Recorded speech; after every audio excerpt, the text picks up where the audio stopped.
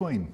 Well, given how emphatically dismissive Professor Hoke was in the last session, I'm somewhat reluctant to ask you, Dr. Grant, what difference has home working made?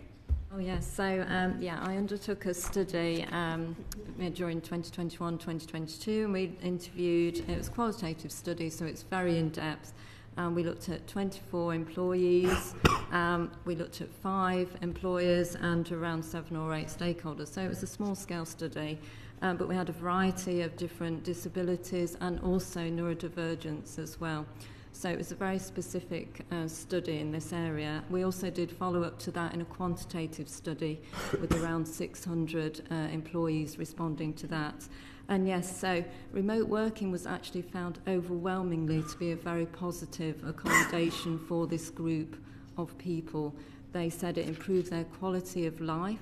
They said that, I can quote one of the people actually said, "I was able to work, I just wasn't able to get to work." So there's some very strong statements within this that was found. Some of the practical things, obviously saving time and money, the long commute for some people were sometimes eliminated or reduced, and this improvement in quality of life overall was found to be very important to this group. So overall it was very positive. Obviously there are risks to remote working, and I would say that for this group in particular, the benefits were, and the risks are sort of amplified in a sense. So the benefits are really, really great. And someone said, actually, if it wasn't for remote working as a reasonable adjustment, I wouldn't be working at all. I would have cause to leave the organisation. So technology has been a great enabler. However, there are risks associated with it. I don't know if you want me to talk of those now. Yes, yeah. Shall I carry on? So some of the benefits I'll talk about first. Obviously being able to take more breaks, more comfortable. There was one person who was interviewed said, I need to get to work, I need my wheelchair, I can get very wet if the weather's bad and I end up sitting wet at work when I could have, worked from home. So, there's comfort issues there. Taking medication, also very important, and also less tiring because there's perhaps not the commute as well. And that feeling of being able to control the environment, the communication preferences, that feeling that for those that were neurodivergent in particular, that they could switch off the camera, that they could manage interruptions better, and that they generally had a feeling of control over that, which was helpful actually in terms of their productivity. Less noise for some in that area, and also increased productivity was found in our study as well. So I would say overall that actually remote working can help to level the playing field in terms of gaining and also sustaining employment. So it's a really important accommodation for many.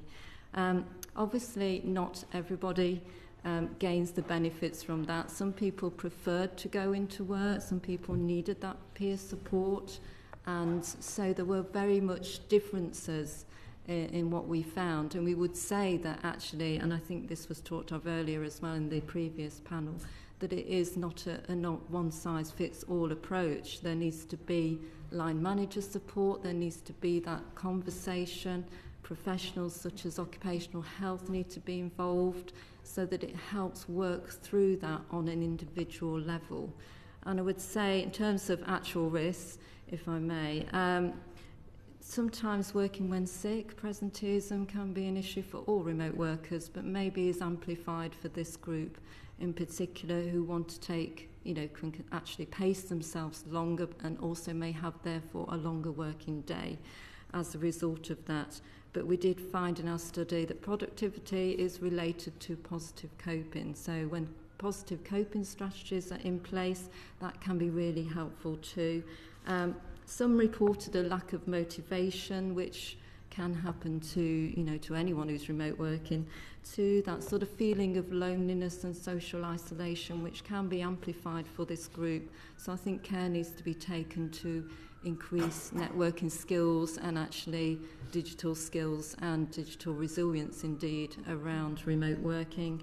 And that feeling of invisibility, and of course some disability can be invisible, so there needs to be those conversations encouraged in the terms of an open and trusting culture generated by the employer. So all employers were keen to do that I interviewed. They were quite exemplary in some cases. But that trust and that feeling that you can ask for what you need and therefore have that conversation with your line manager was really focused. This feeling of working more hours, it can be a problem in terms of recuperation for anyone remote working, but again is amplified for this group, I would say. I suppose the professor's point, based on his study of advertised positions, was that there's very little of this work about. Is that your experience? There are roles now that are advertised for remote working, so I would say, I think earlier also we talked about the recruitment processes that go alongside this, and those certainly need review. It wasn't part of my study, but I have been studying remote working for nearly 20 years, and I know that actually some of the processes around that need review and need urgently looking at in terms of psychometric tests, for example. I mean, if you were looking for a remote job, where would you go to find one? Yeah, you can find them. I mean, I say it wasn't part of my research, but you can find them on LinkedIn and other social media channels now. There are directors even of remote working. There are jobs that advertise purely as remote working, or as in this case, some people found hybrid working very useful to do some work in the office and do some work from home or another location. So, yeah, they are advertised differently now. We're looking for different things. So, Neil Coyle. Yes, yeah. Dr. Hunt, you just touched on, you flitted over the role of line managers. Do you want to expand a bit more about the importance of line managers to making sure workplaces are accessible for disabled employees? Yes, line managers may not always feel confident in looking at reasonable adjustments, and particularly remote working. They may not even know that it could be one and how it could work. So there's a role there to train managers to understand and have those conversations, those compassionate conversations that start to understand that. And it would help really with job retention to be having those very early on. So in the induction and the onboarding process would be very helpful, and to continue that support throughout.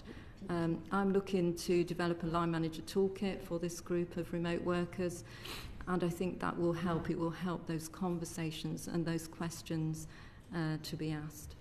I think the figures, someone correct me if I'm wrong, 80% of employers in the UK are SMEs. If you're a small business with an outsourced HR team or person, how do you build that confidence in a line manager to make sure they even know where to go to find your toolkit?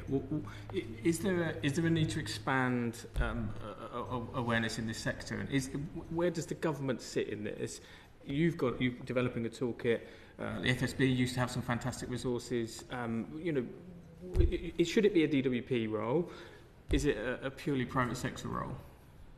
That's an interesting question. Not something I covered in my research specifically, but I'd love to look at that in more detail. But yes, it could be both, I guess, and some kind of hub for all this to reside in. I would love for the toolkit to reside within the DWP. I think that would be a good place to find it. And more broadly, a similar question. The department said, I think it was in 21-22, that it was going to expand access to remote working, right to request remote working, things like that.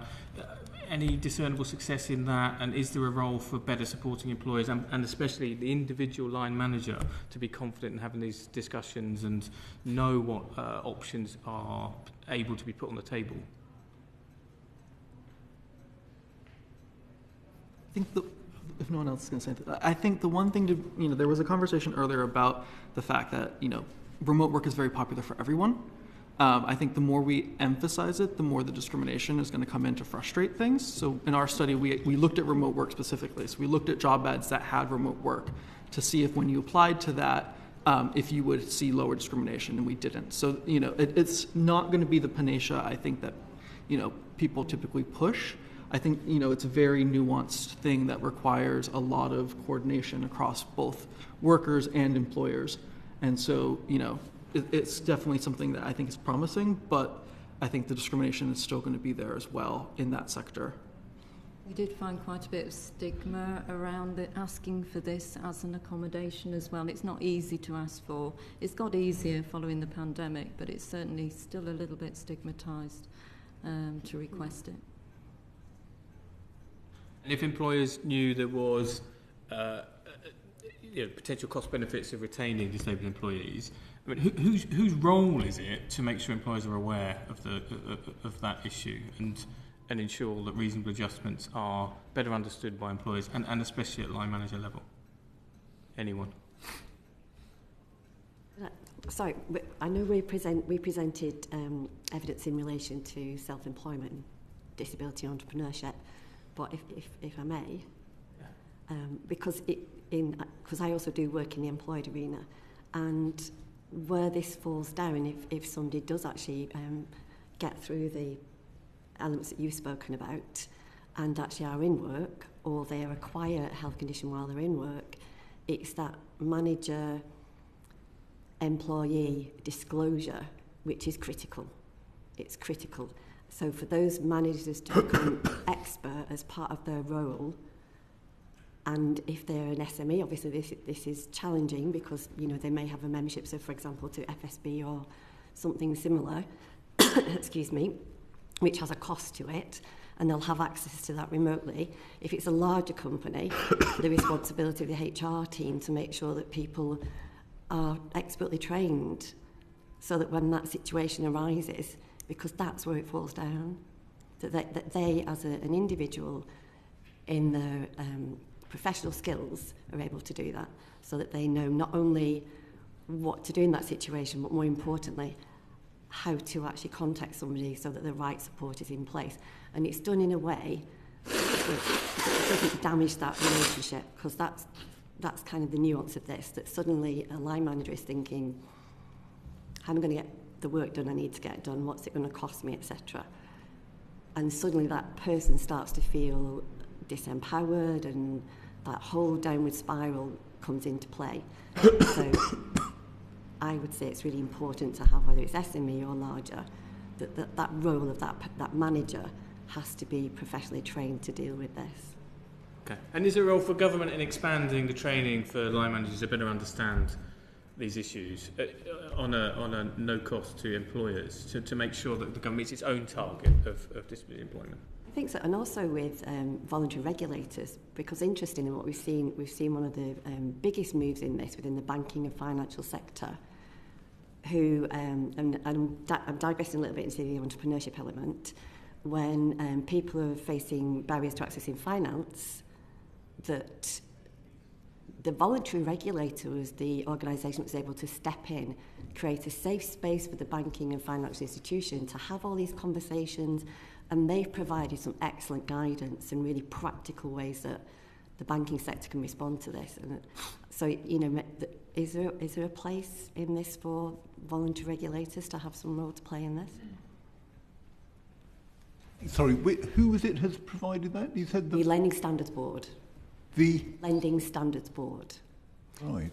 And interestingly, it was developed in collaboration with the one might term, so in our context, disabled entrepreneurs, but they also develop guidance for minority ethnic entrepreneurs, deaf, disabled, and so, and it's been very successful in engaging the banking industry in addressing some of these quite difficult challenges that they face. Thank you. Sorry, digressed a bit. Can I just go back to Dr. Grant for a minute? You made the point that you've been studying remote workers for 20 years. Is there any information about the scale of remote working opportunities available now? I mean, presumably it's vastly more now than it was 20 years ago, but can we measure that in any way? No data on that to hand, but yes, it definitely is increasing.